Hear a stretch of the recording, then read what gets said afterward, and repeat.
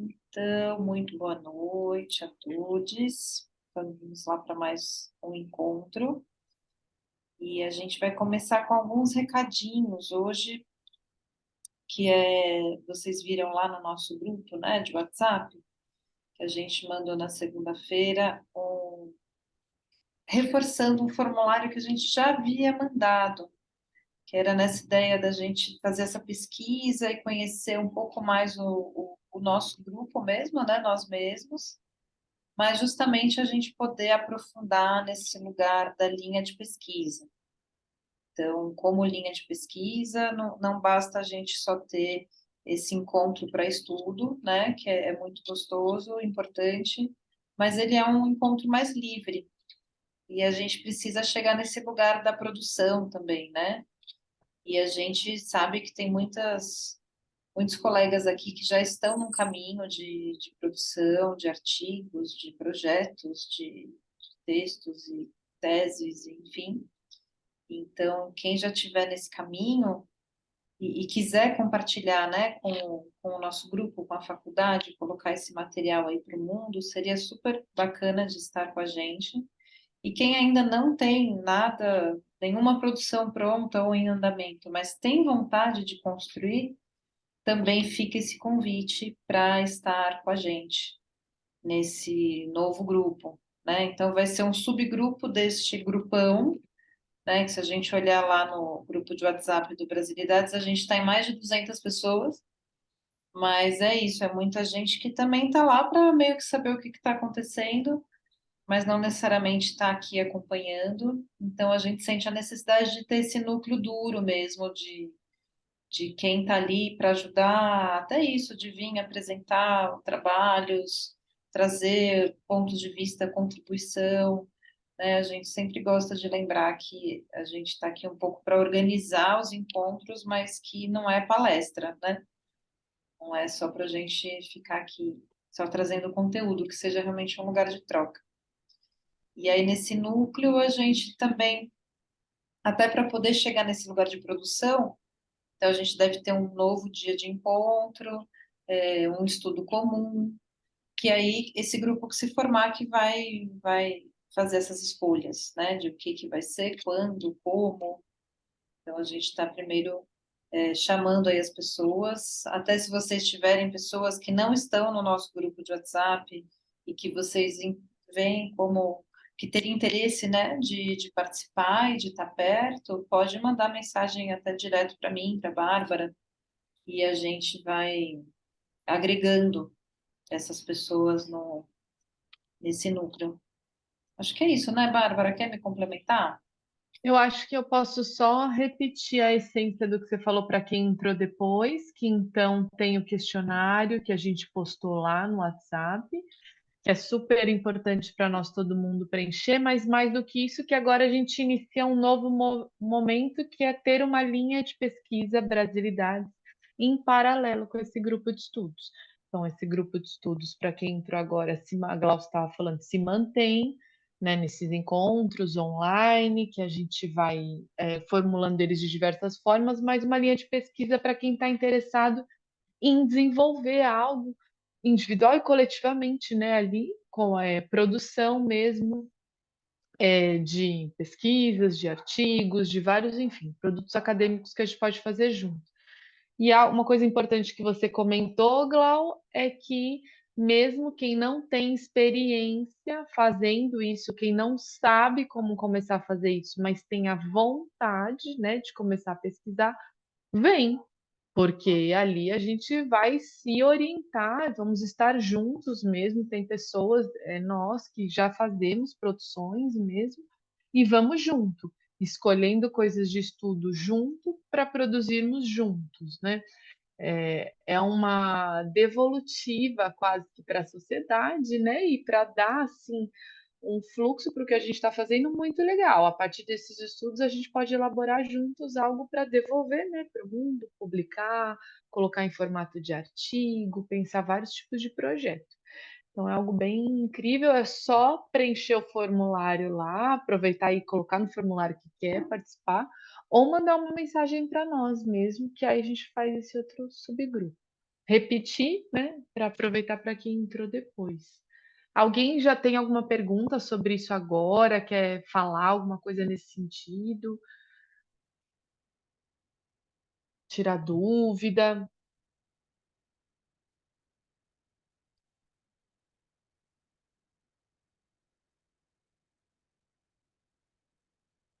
Pode falar, Vivi. Boa noite. Na verdade, é mais uma dúvida, né, assim, Ótimo. relacionada às questões que o grupo traz, né, assim, as propostas são muito interessantes, né, assim, mas a minha dúvida ela vem no sentido da abordagem dos temas, né, assim, em relação aos projetos também, né? Uhum. Ela vem nesse sentido da abordagem dos temas, dos projetos, né? Assim, quando a gente faz o questionário, tem lá o que você gostaria de que o grupo abordasse, né? Os temas que o grupo abordasse. Aí a minha dúvida vem de encontro em relação a isso. As pessoas do grupo, talvez alguém do grupo que esteja nesse grupão geral poderia falar, por exemplo, de algum dos temas que estão ali, né? É nesse Aham. sentido. Não sei se eu consegui me expressar para você. Não sei, vamos ver se eu entendi também um pouco, e aí se qualquer coisa você desenha de novo, né? O Uhum. Brasilidades, tanto aqui nós, enquanto grupo de estudos, quanto essa linha de pesquisa que vai começar, ela tem, assim, um objetivo, né, que é estudar e pesquisar, né, dentro da pedagogia Waldorf, no contexto sociocultural brasileiro, né? Então, de propor mesmo diálogo entre o que a gente tem, né, de bibliografia dentro da pedagogia Waldorf, enfim, de pedagogias, né, que podem vir aí da antroposofia, com os debates contemporâneos étnicos, sociais, culturais, né? É olhar mesmo para essa pedagogia hoje aqui onde nós estamos, né? Então, construções todas de diálogo e de sentido. Então, toda a bibliografia que a gente vai colocar e já coloca em diálogo com o Steiner é algo que a gente pode pensar junto, que faz sentido para nós, quando nesse contexto. Não sei se a Glau quer complementar de um jeito diferente. Eu acho que é isso o que a Bárbara falou. Então, cada vez mais a gente entende a importância dessa comunicação com o mundo e com a contemporaneidade, né? De não ficar só fechado no Steiner e nas referências antroposóficas. Inclusive, o encontro de hoje ele já vai nesse lugar, né? A gente já vai fazer esse modelo hoje. Então, é isso, é um lugar que está bem em construção. Vivi, a gente está realmente começando, assim, né? Então, é muito bem-vindo as indicações, as ideias. E como a gente disse, a gente está aqui mais para articular, né? E não para indicar. Então, é uma construção coletiva mesmo. Pode Isabela, falar. quer falar? Isabela. Oi, pessoal, boa noite a todos. Eu tenho uma pergunta, assim, no sentido de que comecei a frequentar o grupo há pouco tempo, mas acompanho alguns debates da questão da pedagogia Waldorf aqui no Brasil, o que a gente pode fazer.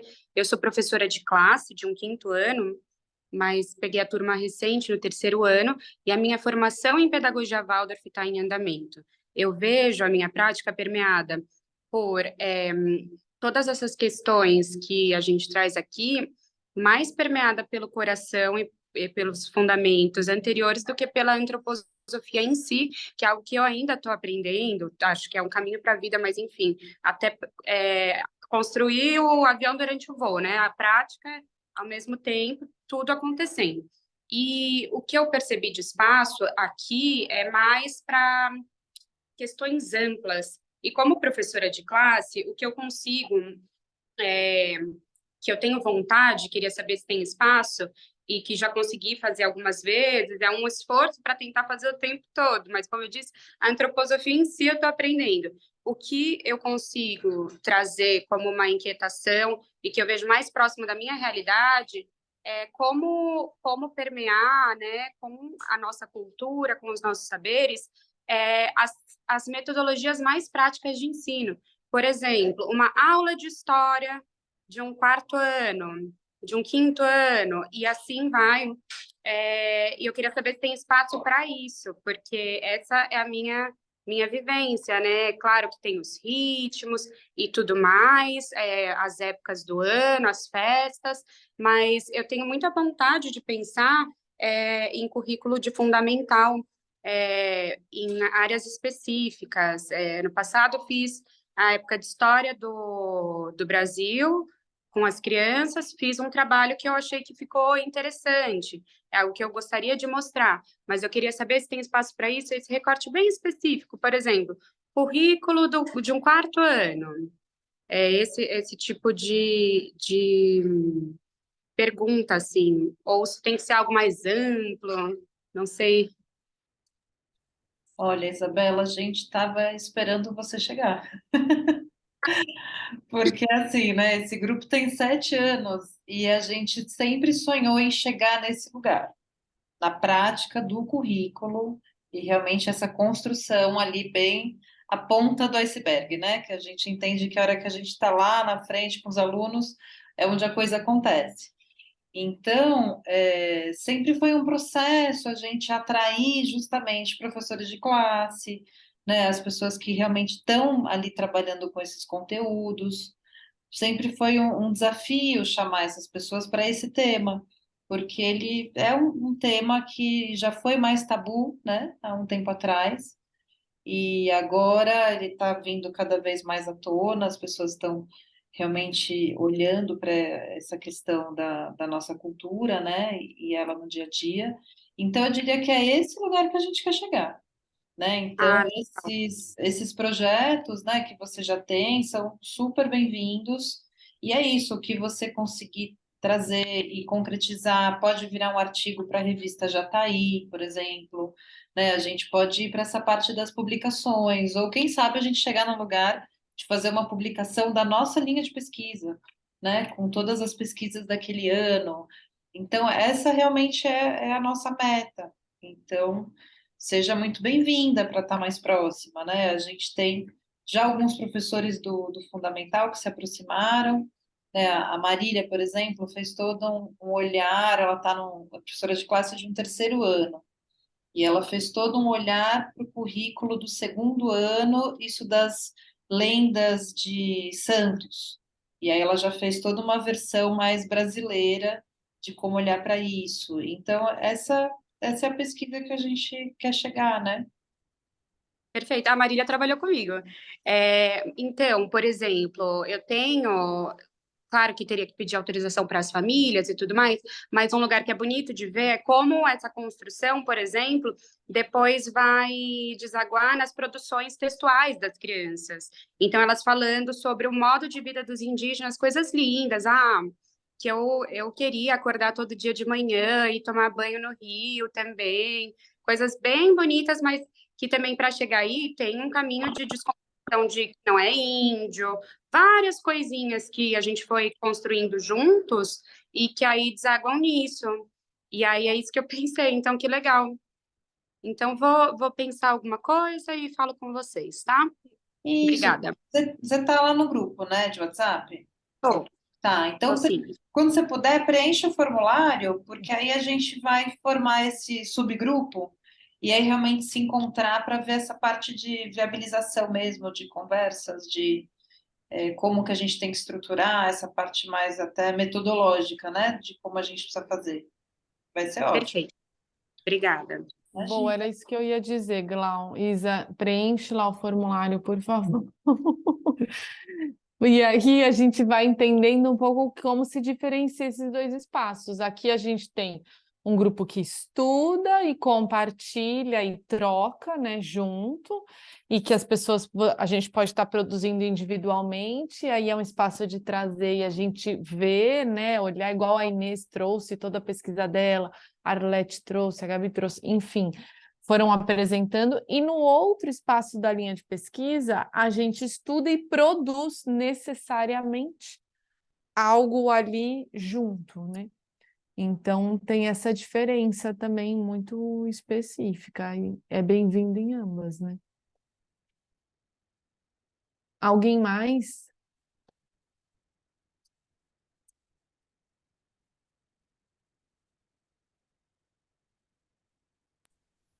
Eu queria falar um pouquinho sobre formação de professores. Eu ando pensando muito que a gente está querendo transformar e trazer a pedagogia Waldorf bem para o Brasil mesmo, né? Mas que a gente tem que desconstruir a nossa colonização. Nós fomos colonizados, nós somos colonizados. E na música isso é muito visível, né? Os professores de música talvez sejam os mais colonizados, porque a gente ainda tem uma formação de conservatório de música, né? Aquela coisa que conserva, né? Sempre no mesmo lugar. E eu acho que é por aí que a gente tem que começar. E eu tenho pensado de fazer assim, uma coisa que eu andei descobrindo que já existe no mundo acadêmico, e parece com a antroposofia também, aqueles caminhos biográficos, sabe? Que a gente faz a pesquisa da nossa biografia e a gente analisa a nossa vida, né? Tem os estudos biográficos. E já existe muita pesquisa acadêmica também da narração autobiográfica do professor, de como é que é o caminho dele de formação, como é que ele chegou aonde ele está. Eu acho que talvez, estudando por essa linha também a gente possa conseguir abrir e provocar questionamentos nos professores quando eles estão narrando a sua vida, narrando a sua formação, como foi sua infância, como foi sua juventude, como foi sua faculdade, como ele escolheu a profissão. Talvez ali, a partir desse caminho da narração biográfica, a gente consiga provocações para destravar coisas que estão trancadas, né?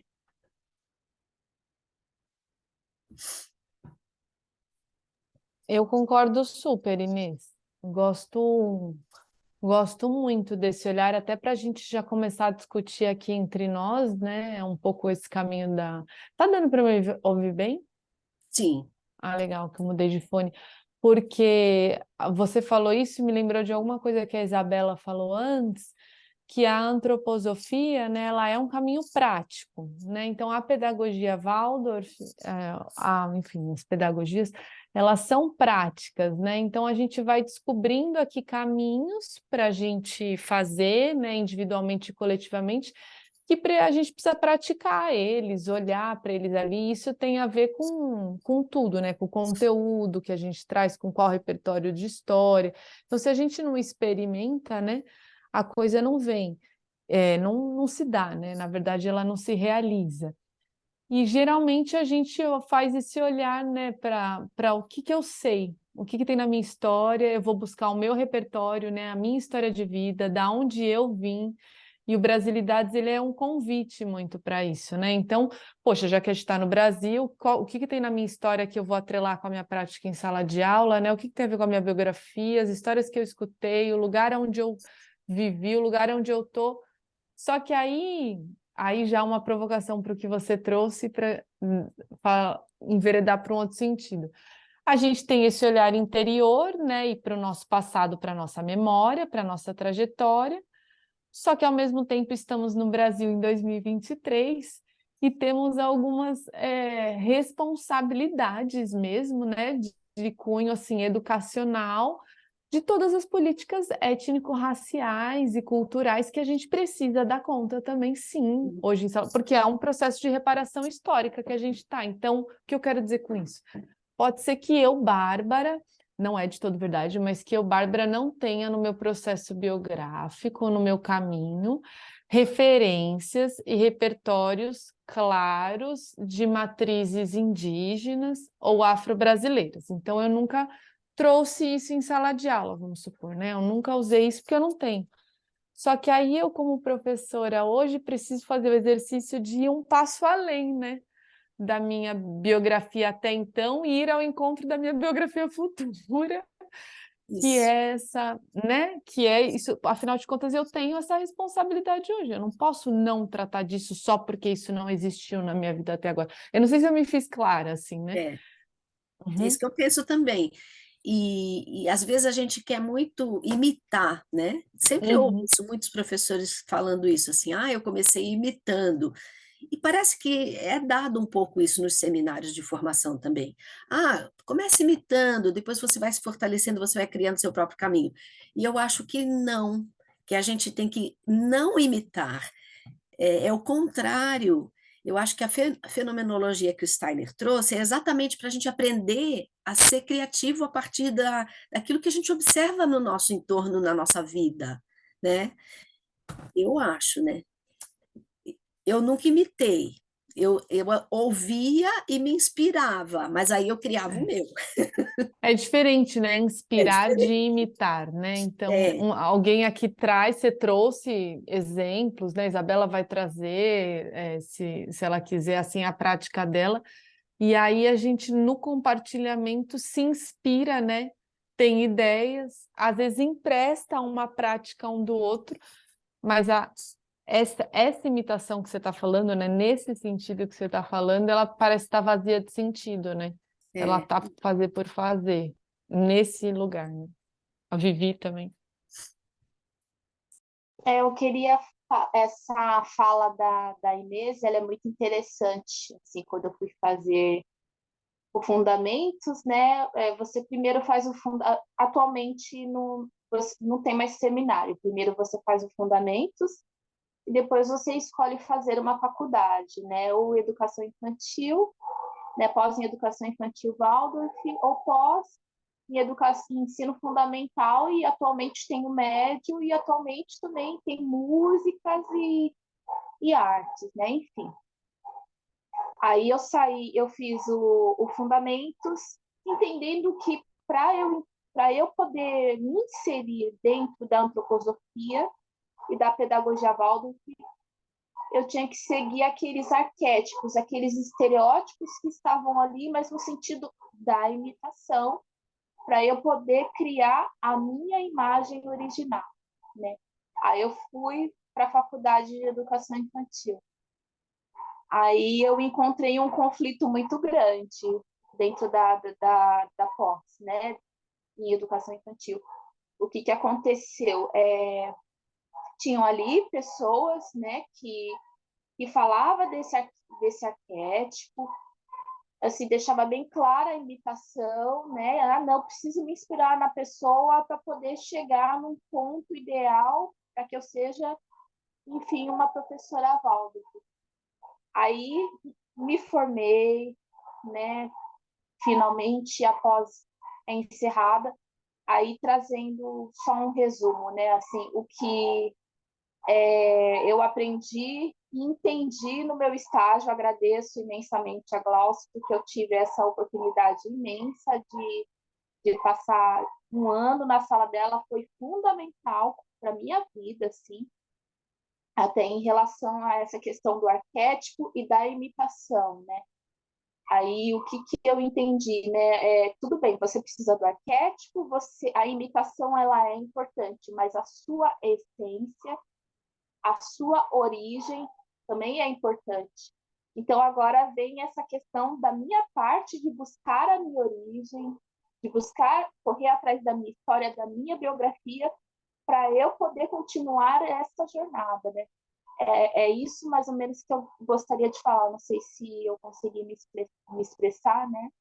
A minha fala, mas a pós, ela deixa um pouco essa questão aí, a pessoa acho que precisa correr atrás, assim. Pelo menos a minha formação em relação ao estágio, no estágio eu consegui me encontrar, né? E entender melhor sobre isso, mas talvez porque eu tenha estado com uma pessoa específica, né? E depois de ter passado por essa pessoa específica, eu trouxe isso para mim. E tem outros locais, né, que eu passei, que isso ainda é muito forte, essa questão do estereótipo e da imitação, né? Era isso que eu gostaria de falar. Desculpa, gente, eu acabei me estendendo.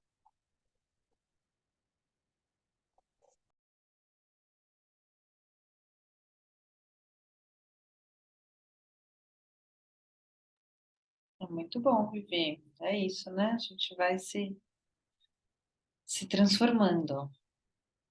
A Mariana quer falar também?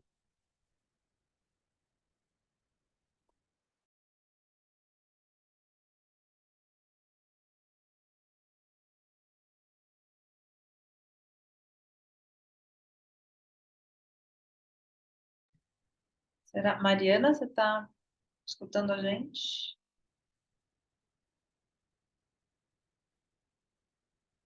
Eu vou pedir para você ser desmutada, tá? Talvez apareça aí, peraí. Oi, mutei a Glau, mudou de lugar. Calma aí. Mariana, olha lá.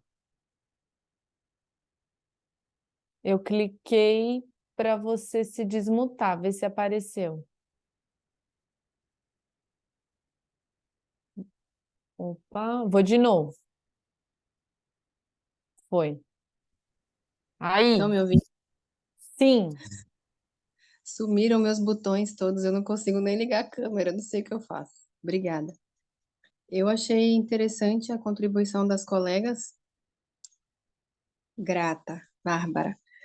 E eu tô aqui na Bahia, sou de São Paulo, né? E a gente vivencia uma realidade parecida com uma colega que colocou que estamos em formação, né? E já pega o bonde.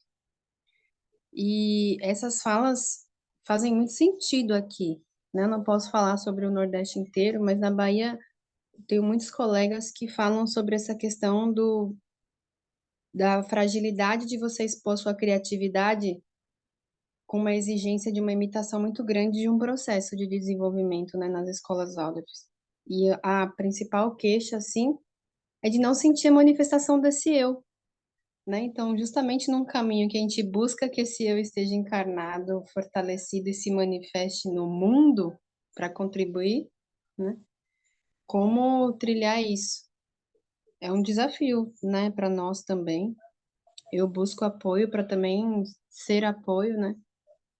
Eu fiz a formação numa formação daqui do Nordeste também, e essa fala que a colega trouxe da pós dela, né, também é uma fala que a gente também ouve nas formações, não só daqui, que eu também já fiz cursos aí embaixo, nessa região do Brasil, de você segue a receita do bolo, segue a receita do bolo. Quando você aprendeu a fazer o bolo, aí você tem a liberdade para mudar o ingrediente, né? E eu entendo, né, que até os adultos necessitam de imitação. Se a gente vem de um processo de educação de ser humano que não aprendeu na infância, a gente necessita, enquanto adulto, ainda vivenciar a imitação. Mas às vezes temos espelhos que não trazem com essa clareza que Viviane teve de Glauce, né?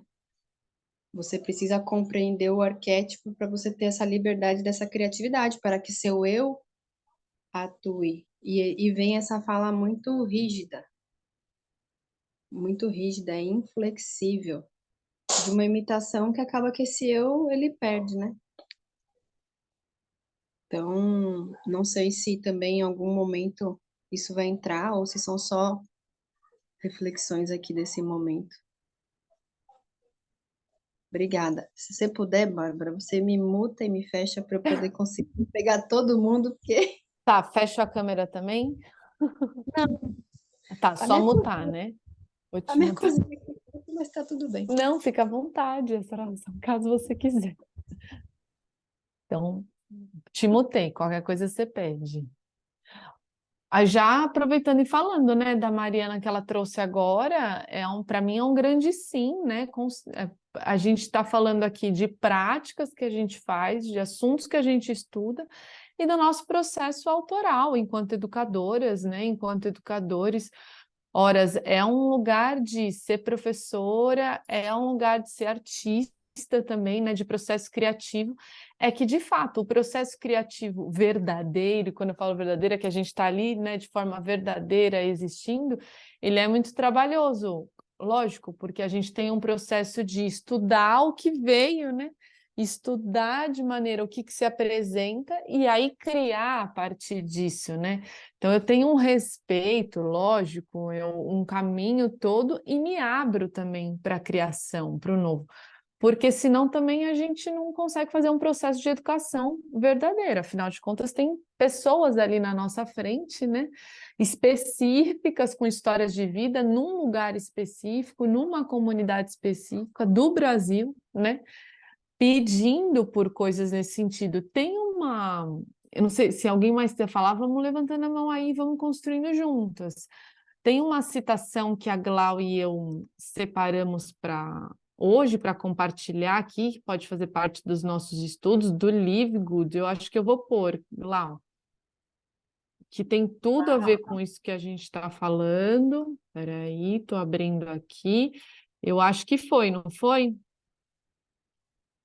Aí, peraí que eu vou abrir a tela. Pronto. Foi sim. Então, eu vou lê-la para a gente, ó. Não é por acaso que um indivíduo nasce em determinado povo. O nascimento proporciona ao eu a oportunidade de seguir seu caminho dentro do envoltório espiritual desse povo. Estando este ponto de partida claramente delineado, o eu, protegido pela entidade de seu povo, compreenderá mais facilmente outros povos. Vou deixar um pouco aqui para ir absorvendo.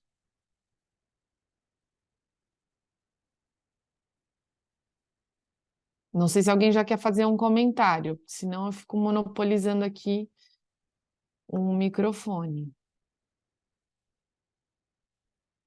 A Julite me escreveu no chat que ela não pode abrir o microfone, que está feliz com essa proposta. Mais do que necessário. Na minha formação, ficou muito marcada a possibilidade de criar desde... Ela coloca em letras garrafais.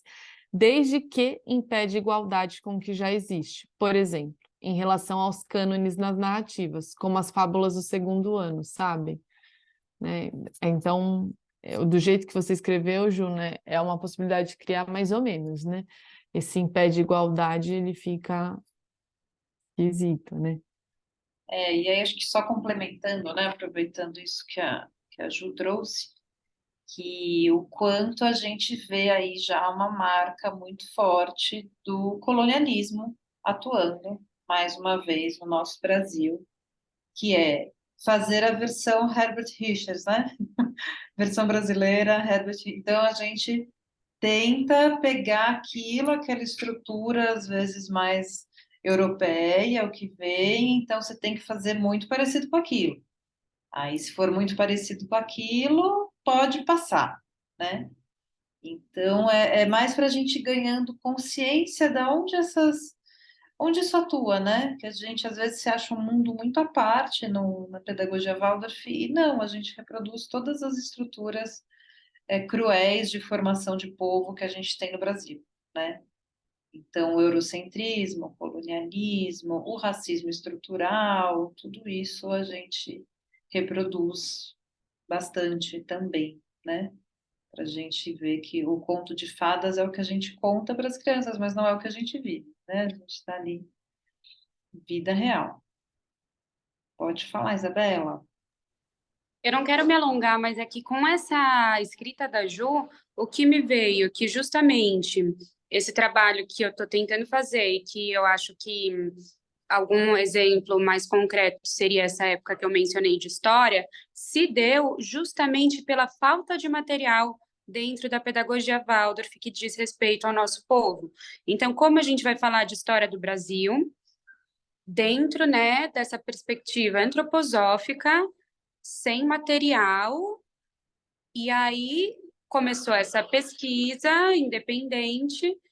Aonde que eu vou construir isso? E até a ponto de eu conversar com uma colega paralela, da gente falar, mas não que exista uma fórmula pronta, mas essa falta de material, como que a gente podia compilar de uma maneira para ter mais riqueza nessa história do Brasil, para a gente mesmo poder desfrutar disso? Porque mitologia nórdica a gente acha 3, 4, 5 apostilas diferentes. Então, não ficar preso às apostilas, mas também essa falta de material que leva a gente para outros lugares e de realmente ter que traçar um caminho independente, né? Ou então a gente fica naquela fala que me veio muito, inclusive, de professores experientes, que a mitologia nórdica vem para encarnar e a indígena, no quarto ano, vem para suavizar. Quando a gente olha para, né, as narrativas tradicionais de diversos povos, eu encontrei um material muito dentro da antropologia do quarto ano, muito encarnatório, inclusive contos bem impressionantes, que as crianças ficavam, uau, que horror! Mas é um pouco sobre isso, é esse esforço, né, do o que limita a gente enquanto pedagogia Waldorf no Brasil, mas, por outro lado, né, que aí a gente tem que traçar nosso próprio caminho. Nossa, Isabela, e é assim, só pegando esse mote seu, eu sou professora de história, inclusive, a gente adjetivar hoje, vamos rever, né? Vamos rever o vocabulário agora, a gente adjetivar que a mitologia indígena, né, os contos originários indígenas são para suavizar, é muito difícil para mim acreditar que essa fala não vem de uma fala colonizada mesmo, dizendo do índio naquele lugar, índio, ainda usando índio, que é indígena, do indígena no lugar romântico, né, manso, preguiçoso, sabe, todo aquele estereótipo que está junto com o ideário romântico, parece muito um discurso produzido nesse momento, né? Que teve seu lugar na história, sim, foi o discurso, inclusive, produzido sobre esses povos, né? Agora, a gente continuar, a gente precisa olhar para isso direito, talvez a gente precise estudar bastante de contos indígenas para enxergar se eles são mesmo para suavizar, porque vai ver, não. Inclusive, você falou que encontrou, eu mesma comecei a lembrar de muitos que eu pensei assim, não tem nada de suavizar. Tem, inclusive, de criação de mundo, de uma encarnatório mesmo, né? E quando a gente atribui, já andando aqui com a gente andando junto, quando a gente atribui o adjetivo encarnatório, tá, encarnatório para qual povo também, né? Que qualidade é essa que os contos nórdicos, né, têm de encarnatório? Aí é o que você começou falando na sua outra fala. Pega isso que tem de arquetípico e vê onde tem correspondência aqui, como a Mani também fez, né, com a mitologia dos orixás para o quarto ano. Ela foi e encontrou essa correspondência. Agora, a gente seguir caracterizando como suavização, acho muito difícil. Essa fala não tá hoje enganada mesmo, equivocada, natural, tudo bem, a gente corrige, né? Vamos reavaliar esse curso. Muito bom isso. Alguém escreveu no chat, né? Deixa eu ver se eu consigo ler. Nádia. Estou sem microfone. Tudo bem, Nádia? A Mariana escreveu antes, né? Se dançar um toré, encarna na hora. Pois é, também as danças, né? Nádia, tenho uma pergunta para fazer que me explode por dentro. Gente, e a apropriação grega dos conhecimentos egípcios, da África, nossos verdadeiros ancestrais? Faz o que com os jogos gregos e isso tudo? Me dá arrepio. Estou lendo a Nádia. Ai, calma aí que travou para mim. Me dá arrepio essas coisas na escola. Apesar de ter sido professora de quinto ano e feito todo esse caminho. Eu não vou responder o que você falou agora, só porque eu estou com o microfone aberto, eu vou estender uma coisa. Agora é a hora da gente estudar mesmo a pedagogia, a antroposofia e refletir sobre o nosso conteúdo e olhar, puxa, isso faz sentido sim. Isso aqui, precisa do quê, né? De qual readequação? Glaucia quer falar? Gente, eu estou só muito feliz que vocês estão aqui Também. falando disso tudo. É basicamente isso, e acho que né, nesse cunho provocativo mesmo, e é isso, eu a cada ano, mesmo sendo professora de infantil, mas acompanhando o fundamental, me incomoda muito a ênfase que a gente dá, porque eu acho que também é esse lugar. A gente sabe da importância da mitologia grega, da mitologia romana e tudo mais, né? Não é que é para tirar isso, acabou, não se fala mais, não, não é isso, né? Até a gente está aqui com a historiadora Bárbara e talvez outras historiadoras, que realmente isso faz parte do nosso caminho, enquanto humanidade. Mas, para mim, o ponto é a ênfase.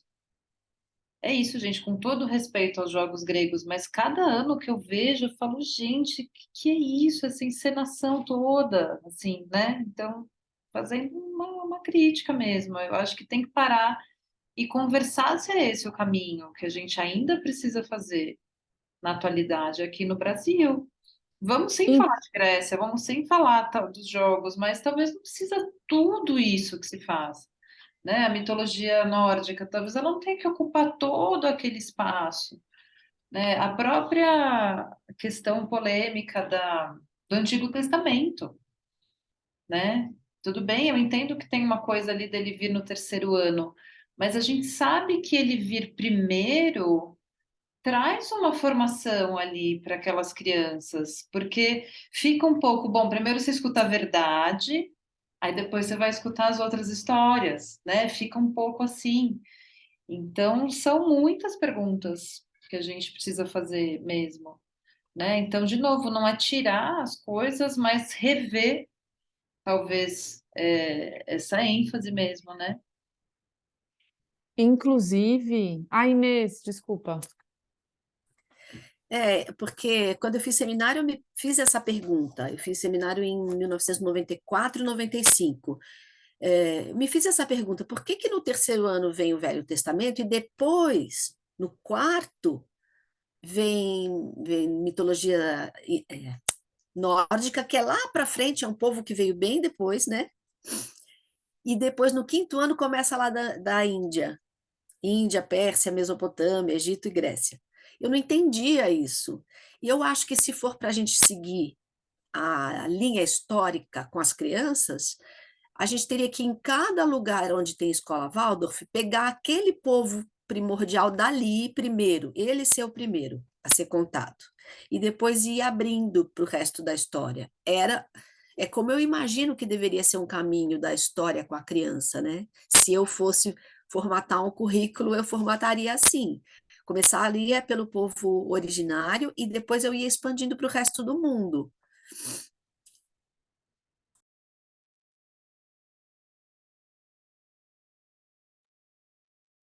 Só mais uma coisinha que eu lembrei. Sobre lendas, né? Quando a gente fala sobre as lendas dos santos, eu penso assim, a gente não tem mais o que contar, não conhece nada de santo, por que que a gente não vai contar a biografia de uma pessoa das nossas famílias, que são pessoas tão fantásticas, que chegaram aqui, que fizeram e aconteceram, e transformaram suas vidas, e tiveram coragem para encarar tudo. Eu acho que isso é um simbolismo de uma pessoa que superou as suas qualidades humanas normais e conseguiu se erguer e se colocar no mundo e construir família e tudo. Eu acho que essas pessoas são as verdadeiras santas, né? Não sei.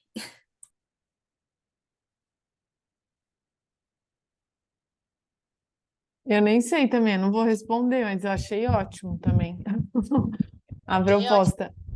porque até parece que é santificada num ponto que deixa de ser normal, né? Aí você colocou biografias humanas normais.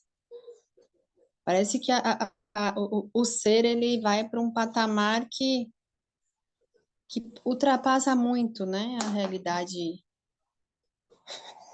que é real, falando das biografias. Eu trouxe esse questionamento no meu metodológico do segundo. Por que que eu não posso falar de Irmã Dulce se eu estou na Bahia e ela realmente representa esse povo? Tiveram falas também, né? E é brasileira, né? Uma pessoa que foi tão incrível. Aí me falaram para contar Isabel, rainha da Hungria. Aí eu falei, rapaz, eu não vou contar a Irmã Dulce para falar de Isabel, rainha da Hungria, tipo assim, como eles dizem aqui, né? Nunca vi esse ser humano, né? Nunca vi ser humano na vida. Então, Cícero, né? No Nordeste todo, gente. Tem que é contar, verdade. Padre Cícero, Irmã Dulce. Quem é? São Francisco, ele faz parte da realidade desse povo daqui. Então, na Praia do Forte tem uma igreja de São Francisco, é um povo devoto de São Francisco. Tá longe da realidade? Tá, né? Tem todo um oceano longe, mas tem toda uma caminhada que faz muito parte da alma do povo brasileiro, a relação com Francisco, né? Mas tem outras pessoas que aparecem aí como diz aí, socorro Deus. Esses santos do catolicismo popular, que são muito fortes, né? Santo Antônio, que o pessoal vira de cabeça para baixo e joga ele no poço para quando quer arranjar marido, faz umas coisas assim. Esses santos do catolicismo popular, eu acho que são super importantes de contar, todos. E meu pai chama Antônio, lógico, que ele seguia Santo Antônio, né? Então ele me contava muita coisa de Santo Antônio. Os milagres de Santo Antônio eu ouvi na minha infância porque meu pai me contava. E foi isso que eu contei para minha classe. Eu não procurei em livro, procurei aquela história que o meu pai me contou, que o Santo Antônio chegou perto da prima dele, o pai dela tinha muito ciúme da amizade dela com o primo, então cortou os cabelos dela. E o priminho chegou e fez uma oração e juntou e segurou a trança dela, assim, junto com o cabelinho, e o cabelo emendou de novo. Então foi um milagre da juventude dele, da infância, né? Eu contei esse milagre do Santo Antônio criança, que eu aprendi com o meu pai. Não sei, era lógico, né? Não sei onde é que está escrito, se é verdade, se não é, mas eu ouvi, achei lindo. E contei para as minhas crianças, elas gostaram também. Eu fiquei aqui pensando em tudo isso, né? Que quando o currículo, os materiais, né? Cadê? Acho que foi a Isabela que falou antes, também da importância de ter materiais sobre, né? Não para a gente só usar como vamos todo mundo imitar, mas ter referência, né? E a gente poder estudar. Como o currículo ele apresenta repertórios que são, né, de uma cultura europeia, porque é um repertório da onde eles foram feitos, não quer dizer que eles estão, né, propondo que seja só isso. Essa é uma diferença da maneira como a gente está escolhendo olhar, né? E que muitas vezes talvez o diálogo seja um caminho, o diálogo de currículos, diálogo de temas seja um caminho. Por exemplo, a gente teve a provocação aqui da Grécia, né? Eu tive que dar Grécia esse ano, eu estou dando para o ensino médio e eu parei e pensei, meu Deus, né? É isso mesmo? Por que que a Grécia é tão importante?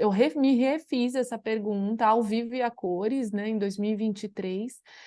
E quando eu fui lá investigar, isso é com qualquer assunto, né? Eu estou só dando exemplo da Grécia. Quando eu fui lá investigar, me esforçando muito para a minha cabeça não ser decolonizada, que é importante, pronto e acabou, porque foi feito isso e etc., eu descobri coisas da Grécia que eu nunca tinha parado para pensar sobre e que me levaram para uma Grécia muito. É como se eu tivesse olhado de uma forma brasileira. O que me interessou na Grécia foi o que estava pulsando enquanto cultura originária da Grécia que criou o teatro. Eu fui buscar lá na floresta os cantos gregos que foram criando os êxtases todos, que foi original o teatro. Não fui logo para o teatro, né?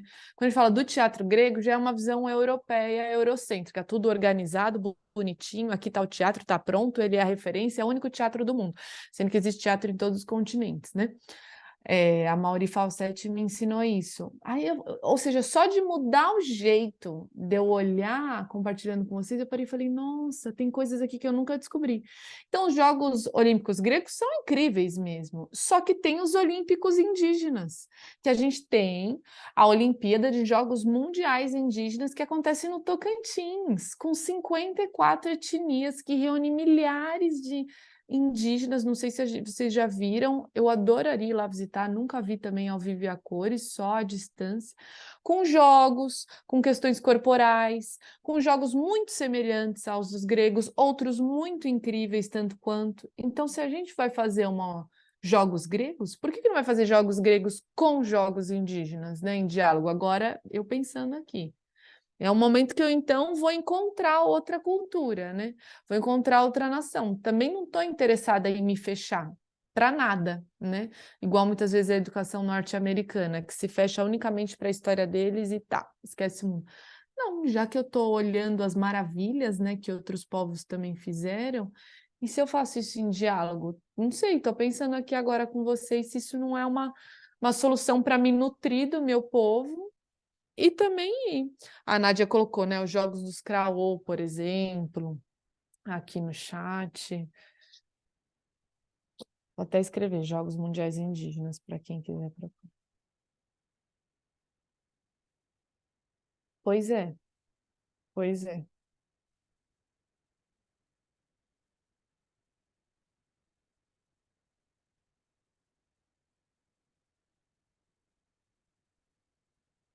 É sair da zona de conforto, a gente tentar pensar de um jeito não colonizado, né? Porque nos ensinaram só de um jeito mesmo, não tem a sociedade é o que ela é.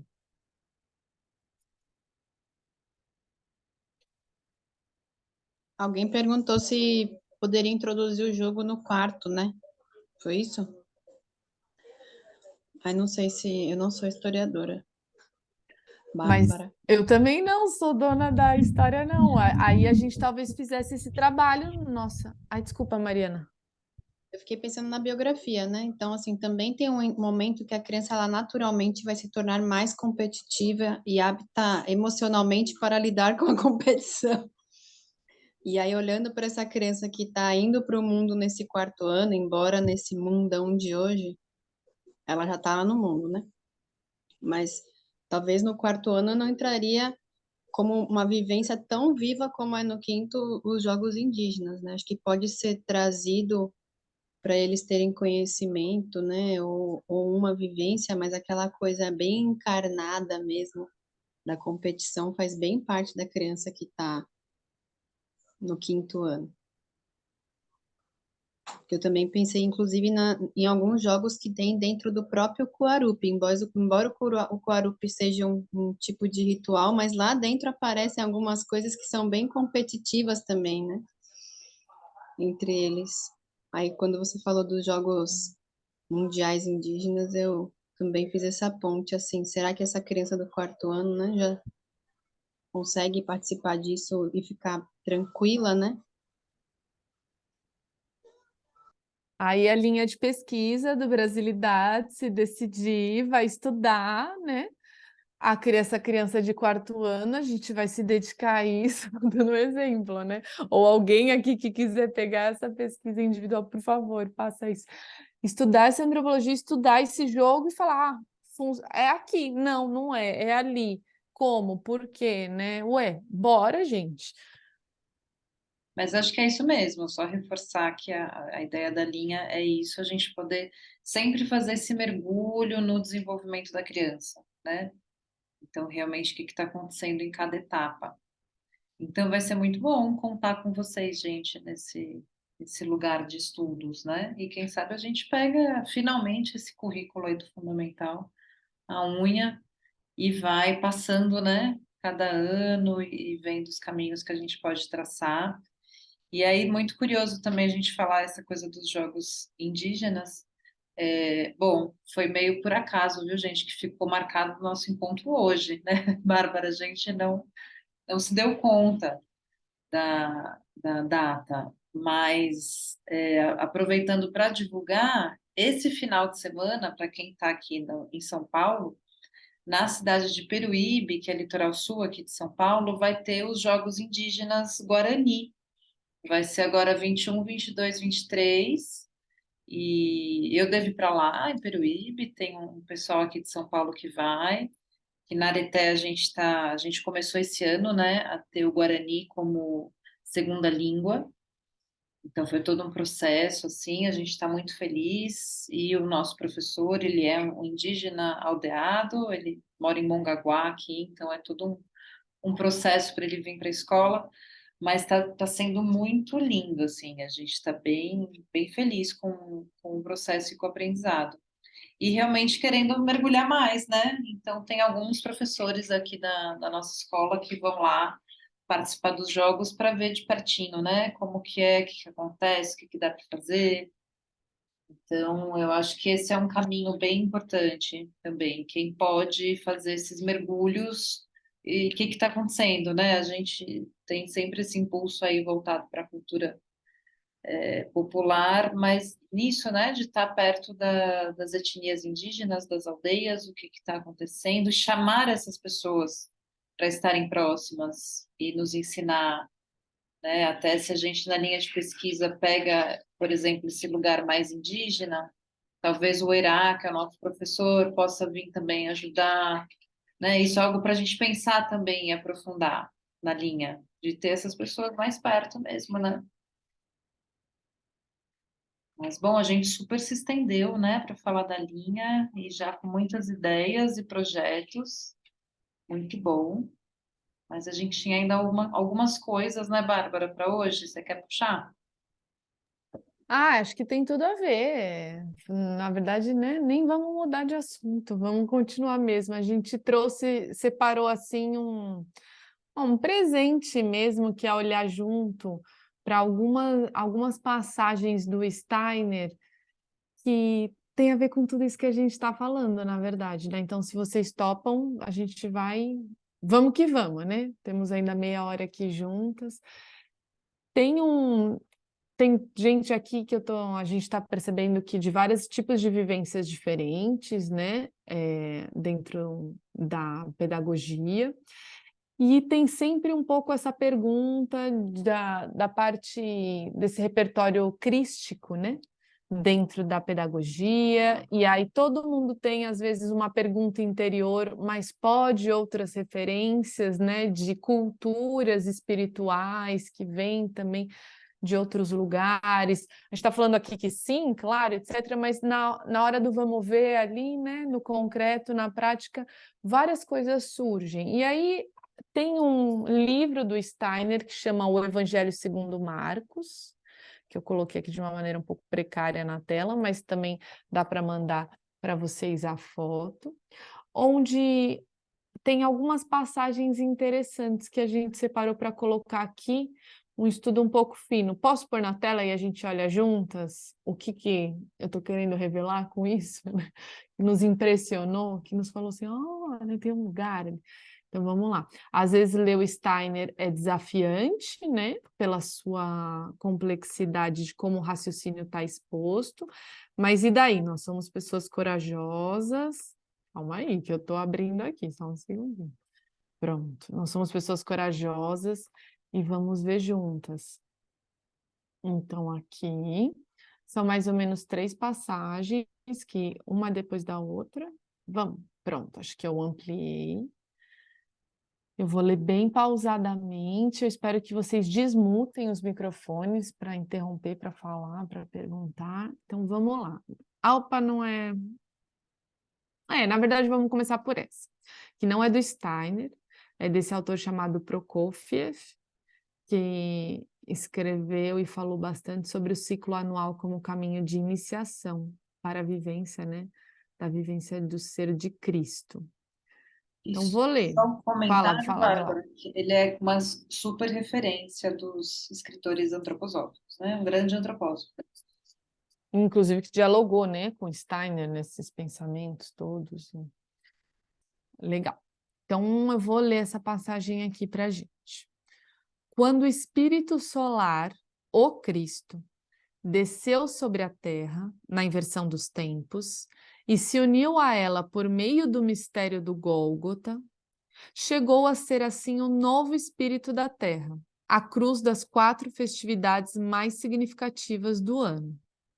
O sentido da Terra, antes do mistério do Gólgota, estava no Sol. Desde o mistério do Gólgota, o sentido da Terra reside nela mesma. Então, algo que nos chamou a atenção de cara nesse trecho é esse final dele, onde o Prokofiev está falando que desde o evento do Gólgota, né? Então estamos falando ali de uma história crística mesmo, aonde Cristo, né? Ele penetra o homem, ser humano, Jesus, né? Jesus de Nazaré. Desde esse momento, o mistério da Terra ele deixa de residir no Sol, um lugar fora, né? Um lugar acima, hierárquico, distante do terreno, distante aqui de nós, e passa a residir na Terra, nela mesma, entre nós, né? Aqui, no terreno, em tudo que a gente pode ver e imaginar, nas relações, na palavra, no fazer. Então, tem algo aqui que acontece nessa citação do Prokofiev que nos aproxima muito desse lugar, né, que geralmente a gente vai olhar quando a gente vai pensar nesse espírito, né, pensar em algo mais espiritual para fora, de uma maneira que eu estou até olhando para cima quando eu falo isso para vocês, né, mais distante. Então, ele aproximou. Falou, olha, tá aqui. Posso continuar? Porque aí a gente vai e volta? Tá. E aí o Steiner, no Evangelho segundo Marcos, falou assim, cortei o parágrafo no meio, tudo bem, sua verdade intrínseca fará com que esse conhecimento fundamentado na ciência espiritual confira o mesmo valor a todas as confissões religiosas do mundo. Isso trará reconciliação entre essas religiões. O esforço para compreender a figura de Cristo passa a constituir a missão da atuação científico-espiritual nas diferentes crenças religiosas, pois a mim parece que o movimento espiritual deve ter como missão um aprofundamento nas diversas religiões, de modo a compreender em profundidade sua essência interior. Isto significa compreender a religião do outro, elevar-se à religião do outro.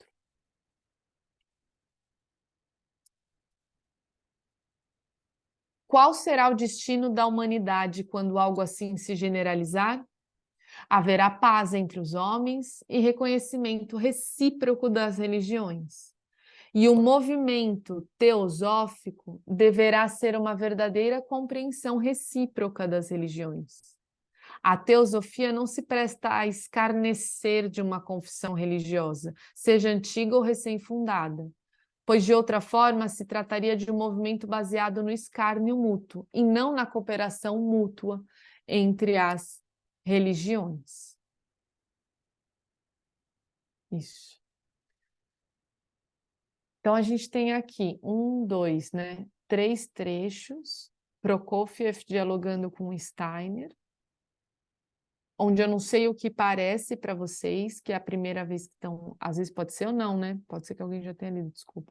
Foi a primeira vez que eu li esses trechos, de algo que está aproximando mais de nós, e que inclusive coloca em questão aqui algo de se aproximar, de se reconciliar com outras culturas. E talvez a gente pudesse ler aqui religião como expressões espirituais de diversos povos, né? Que tem a ver com cultura, que tem a ver com todo o nosso assunto. Se alguém quiser falar, fala, hein? Desmuta o microfone.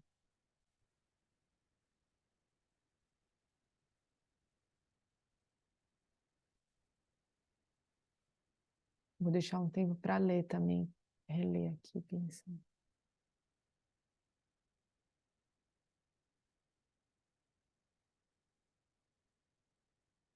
Quando a gente olha para a cultura, né, a gente está olhando para algo que nós produzimos enquanto seres humanos, enquanto povos, né, vem da criação humana para fora, mas ela também vem do mundo para nós, né? Ela também vai nos formando, cultura, né? É isso.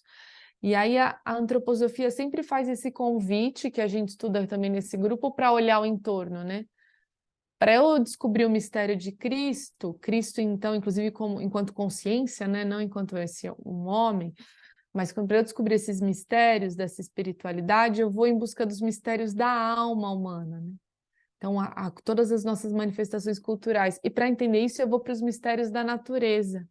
A gente fica muito fazendo essa ligação entre natureza enquanto ambiente todo, enquanto ritmos da natureza, com aquilo que toca a alma do ser humano, a gente produz mesmo enquanto criação, criatividade, né?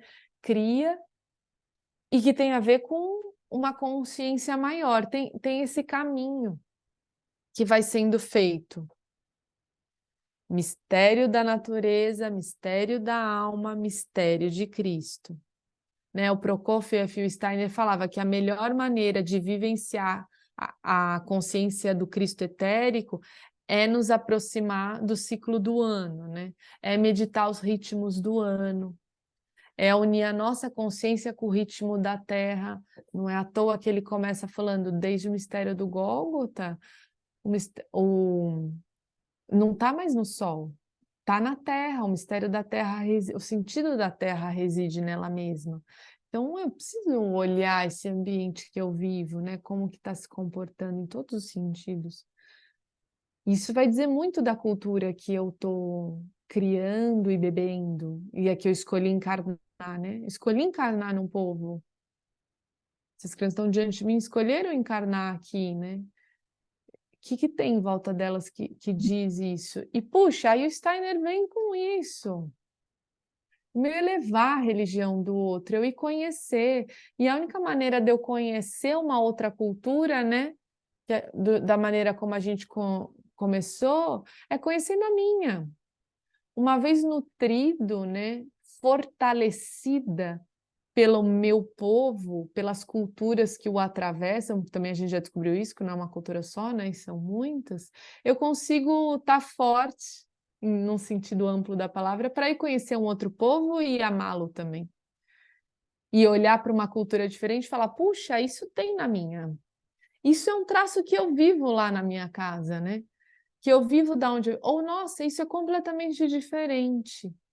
Mas quando eu não tenho o meu lugar nutrido dentro de mim, né? De uma maneira que eu me admiro, que eu conheço, a minha cultura, traços de espiritualidade, histórias e etc e tal, fica difícil conhecer uma outra e compreendê-la, né? E por consequência amá-la também.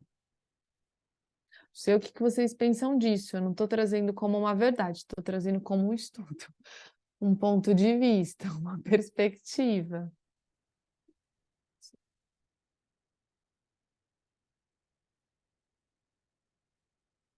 Eu achei uma reflexão bem interessante, né? Quando eu cheguei na Bahia, eu falei que eu nasci em São Paulo por acaso, que eu me reconhecia como uma pessoa que precisava nascer numa barriga e precisava nascer num lugar. E aí, quando você fala isso, me faz refletir, né? O que é desse sentimento de pertencimento, já que eu faço parte de um povo, né, que está dentro do Sudeste e com ancestrais que vieram de alguns lugares do Brasil antes dos outros lugares. Como isso foi se criado nesse processo biográfico ancestral, que hoje esse sentimento de pertencimento, né? Então eu anotei essas perguntas que vocês trouxeram no começo, que clareza você tem sobre sua própria biografia, né? Sobre a própria manifestação cultural desses povos que atravessaram a sua biografia e como isso faz parte de você mesmo.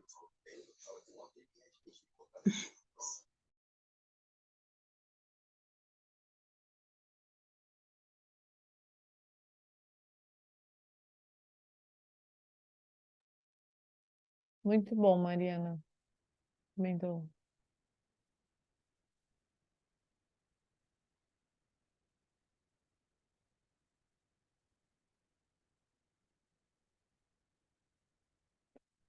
São trechos profundos, né?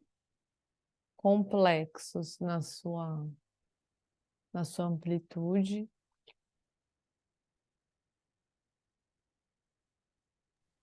Que eu acho que leva para a gente fazer essa reflexão, né, de que por mais que o Steiner ele ancorou a antroposofia no esoterismo cristão, né, essa base então cristã muito forte. Porém, a antroposofia é para todos, é para todas as religiões, porque essa era uma pergunta que vivia em mim muito forte, né? A antroposofia é para todo mundo? Porque eu sempre falava, se não é para todo mundo, eles precisam avisar, porque aí pelo menos a gente sabe, e fala, não, aqui é só para quem gosta disso, se relaciona com isso, que também tá tudo certo, né? Mas é algo que precisa estar posto. E realmente não, né? Até uma das vezes que eu fui lá no Goetheano, a gente ficou conversando sobre isso, né? É para todo mundo ou não é para todo mundo? E a ideia é que seja, né? Que realmente se respeite o caminho religioso das pessoas, né? Então, que seja uma coisa em paralelo com essa espiritualidade e que cada um cultive a sua maneira e assim ela pode existir no mundo inteiro, né? Então, é um lugar para a gente realmente abrir, né, a nossa visão, porque a gente acaba ficando muito enviesado e, de novo, com toda a história que a gente tem de, de colonização mesmo, né? Tudo que nos foi imposto a partir do cristianismo. né, em cima dos povos originários, enfim, dos escravizados que para cá vieram. Então, o cristianismo foi muito imposto para essas pessoas, né? E muitas vezes nos dias de hoje também, né? Essa imagem do bom cristão, né? Então, você às vezes é mais aceito quando você está ali e responde nesse quadro, né? Se você sai um pouquinho desse lugar, você já é visto de outra forma. Então, é um ponto importante até para a gente ir desconstruindo, né? Então, como que a gente pode ampliar realmente o nosso olhar e entender além dessa, dessa frente, cristã, que muitas vezes chega para nós a pedagogia Waldorf, né?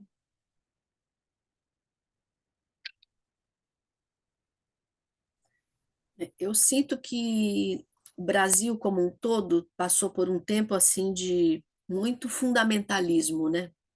Que impregnou as políticas, impregnou o governo, e isso deixou também, entrou na antroposofia, entrou nos movimentos antroposóficos, um certo peso de fundamentalismo. E a gente tem que tomar muito cuidado para não virar nunca regra única, geral e restrita, né? A gente sente isso quando está em algum grupo de debate, alguma pessoa vem e fala, mas isso daí foge dos arquétipos.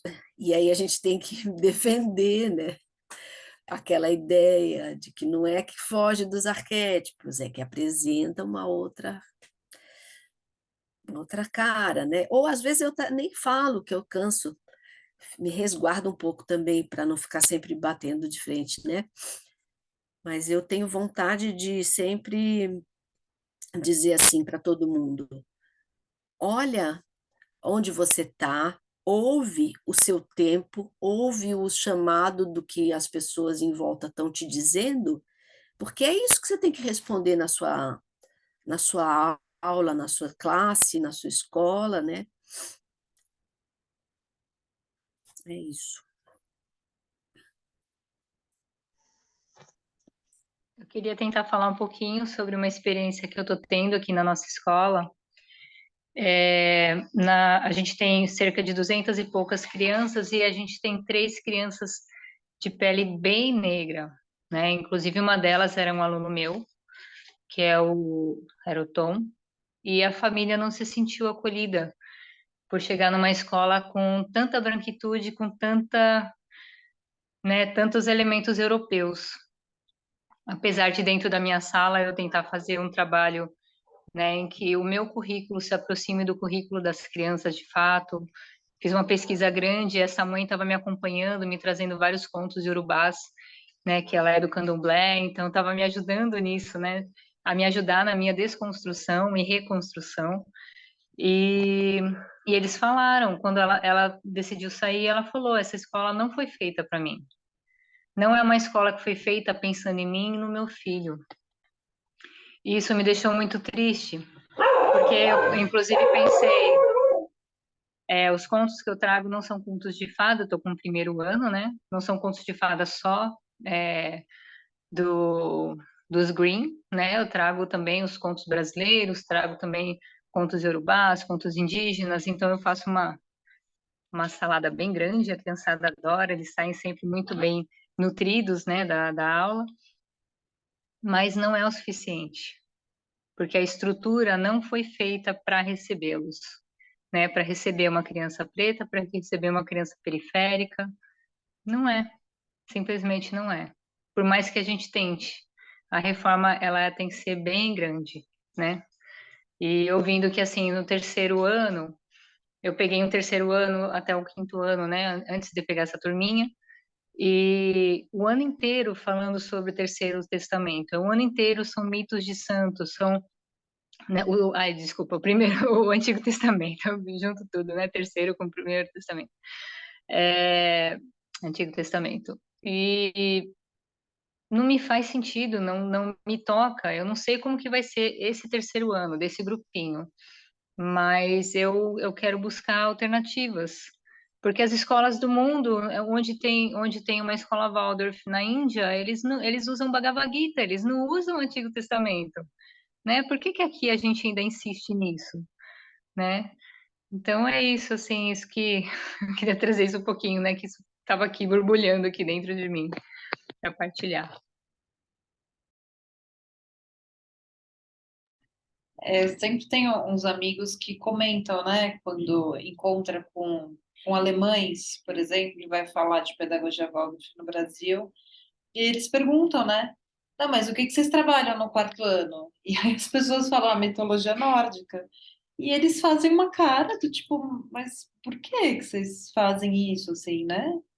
Fica um pouco, gera um certo estranhamento. Do tipo, a gente faz isso porque a gente está aqui, né, em terras germânicas, mas vocês no Brasil. E às vezes a gente precisa levar esse choque, né, para falar, poxa, olha só, né, tem outras coisas que a gente precisa ver, né, isso que a Bárbara colocou aqui dos Santos Negros, né, então é isso, São Benedito, gente. Não dá para não falar de São Benedito, né, e as congadas e tudo que acontece. Então, realmente tem muita coisa que é super importante, né, para o nosso povo, já dentro desse caráter cultural, porque essa também é essa linha tênue, né, do esse catolicismo que já foi para a rua, né, que já saiu da igreja e foi para a rua, e aí já tem esse caráter cultural bem forte. Então, é muita coisa mesmo para desconstruir. E é doloroso, né? Mexe com as pessoas. Sempre a gente fica mexido quando olha para tudo isso, né?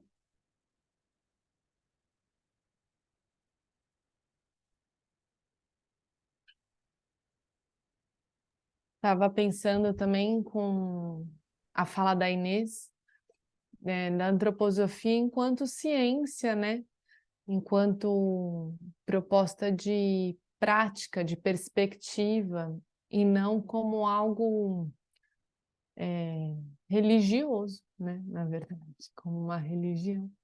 A antroposofia como algo que olha, quer, permite, incentiva a diversidade, né? A existência do ser humano na sua plenitude, que se admira, né, com a cultura produzida, né, criada, assim, pelo ser humano, nos seus diversos locais também. Como a gente se perde, né, se distancia disso. Porque, enfim, a gente precisa fazer um currículo, né? A gente precisa preencher tabelas, a gente precisa dar conta de coisas, precisa mesmo, né? Mas aí vai se distanciando da essência. E é isso, né? A antroposofia é uma ciência, né? E eu gosto muito de um pensamento também que o Boaventura de Souza Santos traz, que é o quanto também para a gente ganhar essa consciência, né, do colonialismo, a gente precisa fazer um trabalho de desapegar do colonialismo que a gente se apegou. Então, eu percebo isso muito forte na pedagogia Waldorf, né? Então, Super. você vai ver a frase final da pessoa é assim, mas as crianças gostam e é tão bonito, né? E eu sempre que eu dou aula nas formações, eu falo, gente, põe um ponto de atenção quando você mesmo fala essa frase, que é porque as crianças gostam e é tão bonito. Porque as crianças, elas são muito generosas, né? As coisas que a gente apresenta para elas, principalmente as menores, né? Elas recebem de coração aberto, né? Então, se for contar ali uma história húngara, se for contar uma história da Bahia, se for contar uma história do Alasca, as crianças vão se abrir para receber, porque eles têm esse lugar, né, de generosidade dentro deles. Mas não, então não dá para ser esse o nosso discernimento. Por que que as crianças gostam e por que é bonito? Porque realmente a cultura é linda, né? Todos os países têm a sua cultura, suas culturas e elas são muito ricas. Então a gente precisa estar bem acordado nesse lugar. Não basta ser bonito e as crianças gostarem, ou as famílias, né? Eu percebo quantas vezes a gente arrasta coisas na pedagogia válvica porque as famílias gostam, porque está esperando, né, a famosa casinha no terceiro ano. As famílias esperam mais a casinha do terceiro ano do que as crianças, né? Porque, não, tem que fazer a casinha, né? Então, ou o outro grande apego da educação infantil, que é a menina da lanterna. Se não tiver a menina da lanterna, parece que a escola nem é Waldorf, né? Tem que ter isso, senão não é Waldorf. E são coisas que a gente se apegou. E aí é um processo mais difícil ainda, porque o que vem do colonizador, que a gente tem um pensamento mais crítico, é mais fácil repelir, né? Então, acho que repelir a mitologia nórdica está mais fácil. Mas a gente se apega a outras coisas também. E esse é um lugar bem sutil e bem importante da gente olhar. Porque ali a gente também precisa ver, porque a gente está fazendo uma escolha. Por mais bonito que seja, o professor, ele é essa pessoa que escolhe o que vai ser apresentado para aquele grupo de crianças. E é uma grande responsabilidade, né? Qual o recorte de mundo que eu estou fazendo? Então, né, que ele está formando nessas crianças? Então, a gente tem que realmente fazer esse pensamento e ficar muito alerta quando a gente traz essa.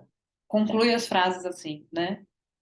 Então, o que está por detrás da nossa justificativa, das nossas escolhas de material pedagógico para levar para as crianças, né?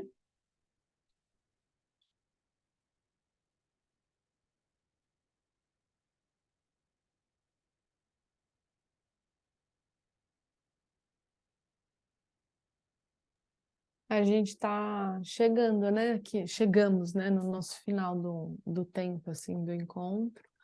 A Vivi colocou também, né, a reflexão dela aqui no chat. Exato, que não encerra aqui, né? A gente retoma, assim, os nossos encontros. Por mim, eu devo dizer que eu gostei muito de estar aqui com vocês hoje e da movimentação que a gente teve de pensar junto, que é a intenção, tanto do nosso grupo de estudos quanto da linha de pesquisa, né? Então, de novo, retomando o convite para pensar, colocar lá no grupo, mandar para outras pessoas que vocês possam achar que interesse. Não sei se, Vivi, se você quiser falar também agora no final, ou alguém mais. O Alonso levantou a mão. Não, boa noite, então. Desculpa só falar aqui no final, mas é só para. São duas coisas, né, a partir da discussão de hoje, que uma é mais, não é diretamente ligada à discussão, mas como amanhã está um barulho, né, sobre essa questão da violência nas escolas, se vai ter. Eu estava numa reunião aqui um pouco antes com a professora da escola e estou só me apresentando. Eu sou aqui de Marília, eu sou professor aqui da Unesp. Marília tem uma filha de 8 anos na escola Waldorf, aqui na Jequitibá Rosa, tem 8 anos, né? Então a gente estava discutindo, uma das coisas era, terminou a época, né? Então a gente estava avaliando a matemática, entrando na ciência da Terra agora. Então a professora sempre faz essa reunião com a gente, mas no final a gente discutiu sobre o amanhã.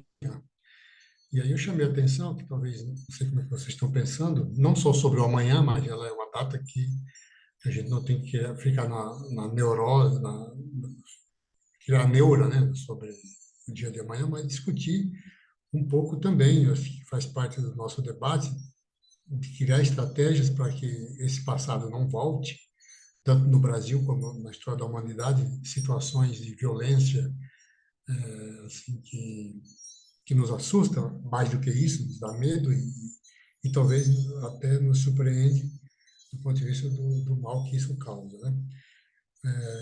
E aí uma das ideias é que a gente possa discutir de fato, em algum momento, não sei se o grupo que tem esse desejo, que a gente tem que combater o fascismo, né? Temos que combater o nazismo, essas simpatias que rolam por aí, E qualquer sinal na nossa escola, nós temos que mostrar concretamente, que sejam de pais, que muitas vezes muitos pais também são assim, e que se manifestam por meio dos filhos, né? E eu acho que é algo que a gente colocar na pauta. Acho que temos uma certa tranquilidade no país hoje, e até em alguns países da América Latina, mas que a gente possa, a partir disso aí, ir para cima desse debate, né? Isso é uma coisa. E a outra eu fico, aí é uma coisa mais acadêmica, né?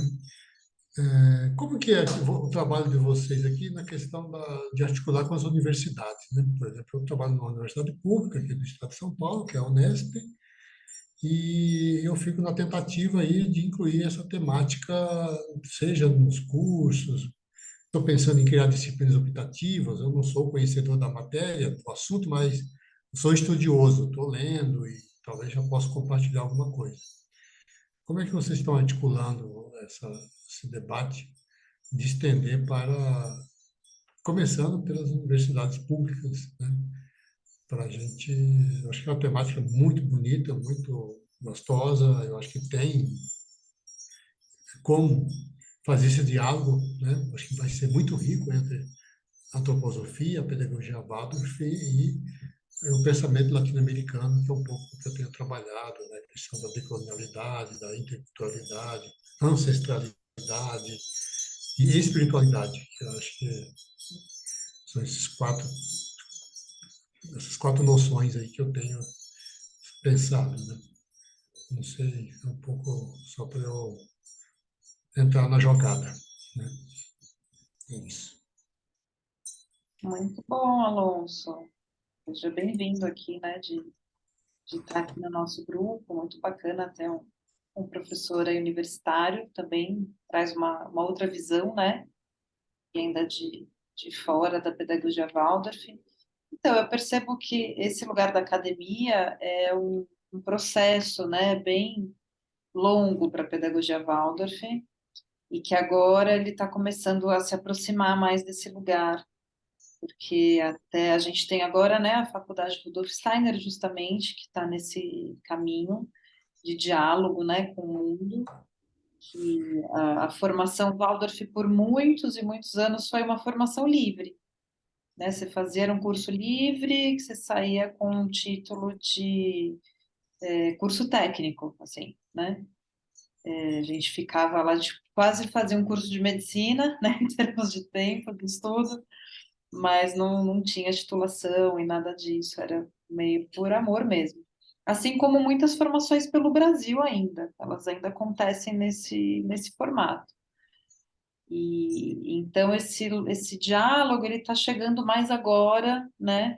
Eu diria que também por muito tempo teve um cunho mais espiritualista, né? O povo Waldorf era visto mais como esotérico e tal, e a gente justamente transformar esse olhar e ser mais científico, acadêmico, né?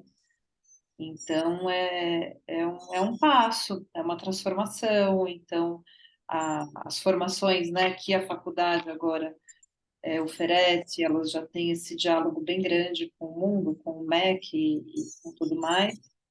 E esse lugar mesmo das linhas de pesquisa, então, de começar a gerar frutos, né?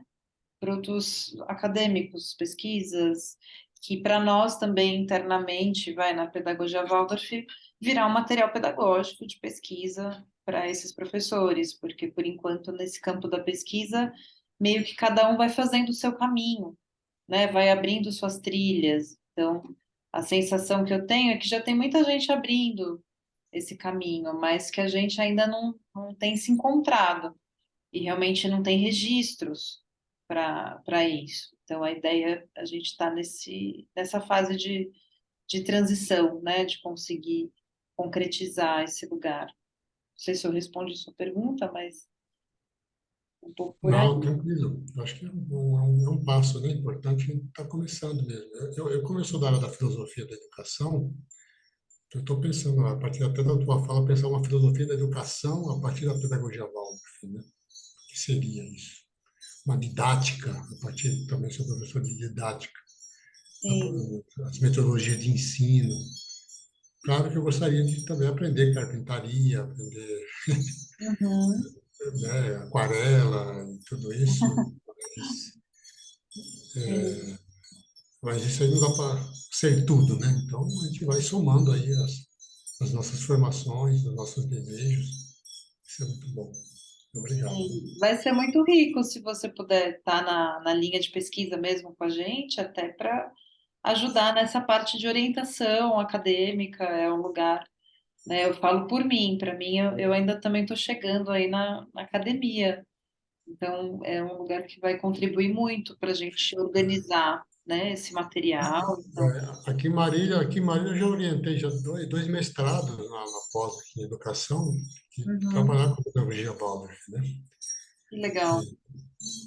Então já está indo aos pouquinhos, né? Assim, então, mas eu só me coloco à disposição aí dos colegas para a gente construir alguma coisa para abrir um espaço e consolidá-lo aí na universidade. Podemos começar aqui por Marília, tá bom? Talvez, não sei se você teria condições de criar cursos de extensão na Isso. linha de pesquisa da educação steineriana. Você tem condições?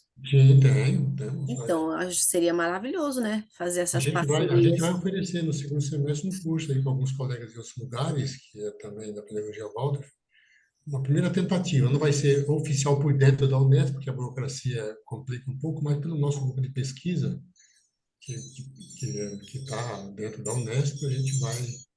Então, para aquela questão do certificado, aparecer lá o símbolo da Unesp, né?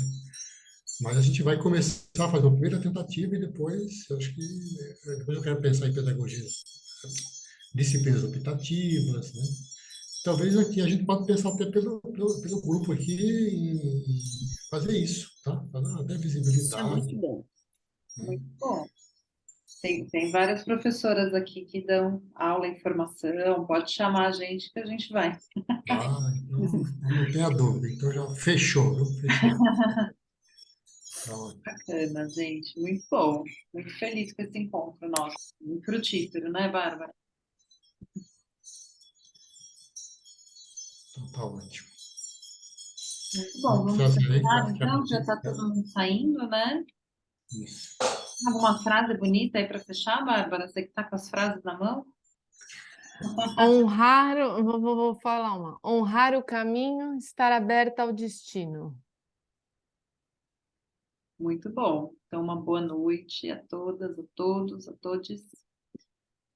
E a gente espera, então, os questionários ali, as respostas do questionário de vocês, hein? Pra gente. Aí faltou falar uma coisa, né? Que a Federação das Escolas Waldorf vai expandir mais um prazinho para quem quiser inscrever projeto para o Congresso de Pedagogia Waldorf Brasil, tá? Boa.